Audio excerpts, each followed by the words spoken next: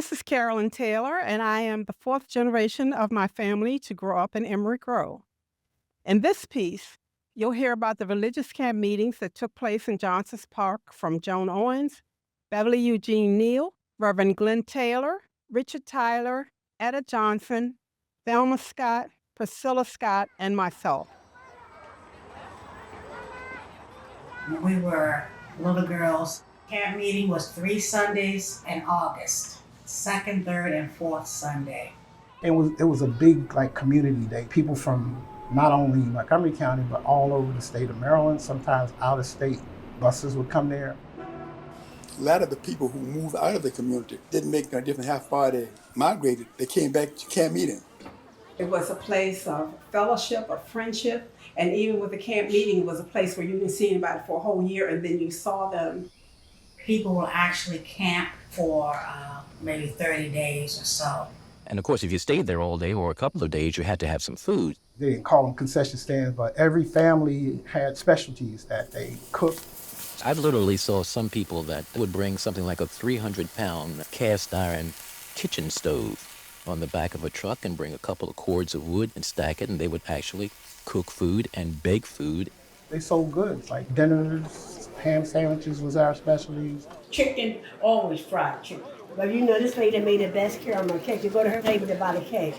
Dorothy Stevenson, she knew I would always come to her table for her lemon meringue pie. Mildred Williams, I would always go to her table for her famous chocolate pie. What we call it, soul food. And then we had worship service. Yeah, it wasn't no funny game. No. I mean, Everybody in It's church. like a revival. it was a revival.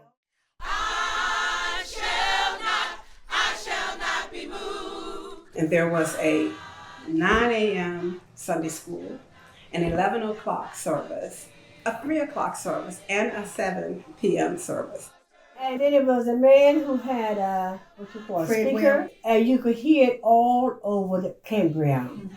Loudspeaker. The loudspeaker, and there was singing and shouting, and sometimes you'd be running around playing and having a good time, and then you find out half the people is down at the tabernacle.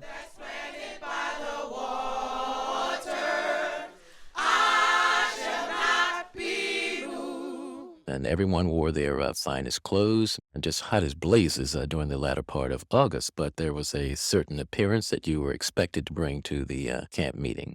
It was tradition to have the greatest preachers. Everybody would come to have these great evangelists. There's some times when a pastor would just spontaneously lead the congregation out of the tabernacle and all through the camp meeting grounds singing the old hymns. We are soldiers in the army.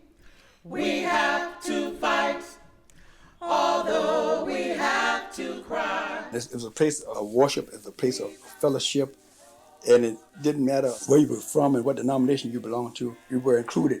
We had it for over 100 years.